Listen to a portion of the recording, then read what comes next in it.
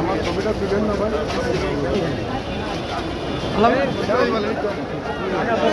আজকে কদমতলী থানার একটা হত্যা মামলা কদমতলী থানার 9/11/24 ভিকটিম হল মেহেদী হাসান পান্ত।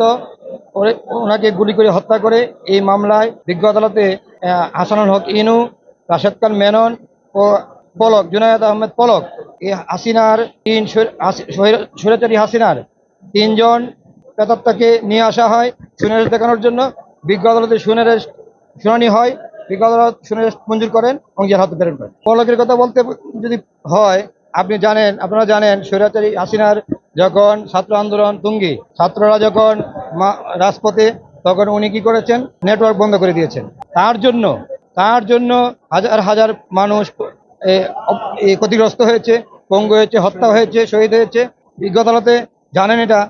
আর আপনারা জানেন ওর বয়স অল্প, একজন অল্প বয়সে মন্ত্রিত্ব পাওয়ার কারণে সে অপরাধ যে করেছে সেটা এখন অনুতপ্ত, এই কারণে কান্নাকাটি করে। এটা অভিনয় তাদের।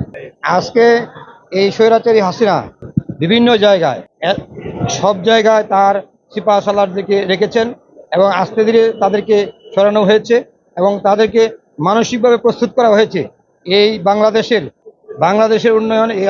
এটা আমাদের দেশ, মাতৃভূমি, এটার ভালোবাসা তৈরি করতে একটু সময় লেগেছে। আর আমরা চেষ্টা করছি তাদের এই কর্মকাণ্ডের যে তদন্ত শেষ করে বিজ্ঞ আদালতে চার্জশিট এবং যা যা দরকার